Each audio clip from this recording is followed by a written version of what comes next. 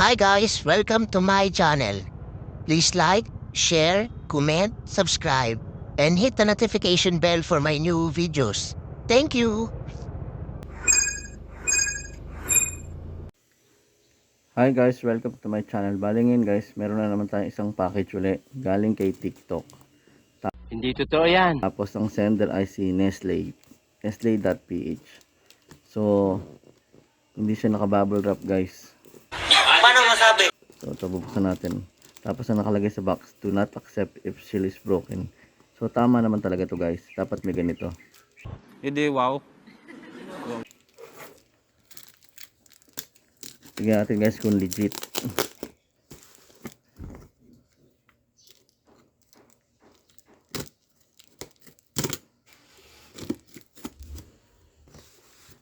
Kasi sa panahon ngayon guys, maraming mga scam.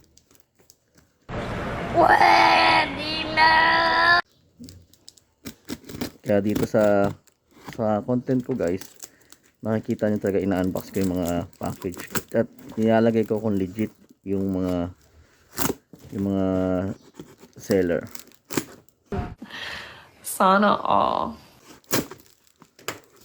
Hindi siya naka-bubble wrap sa labas, pero guys, sa loob naka-bubble wrap.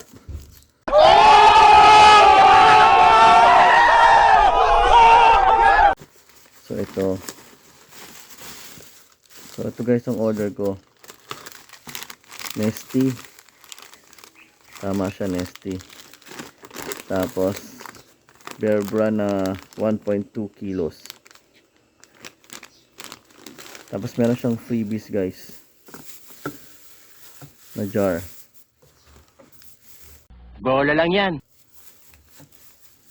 Thank you for watching.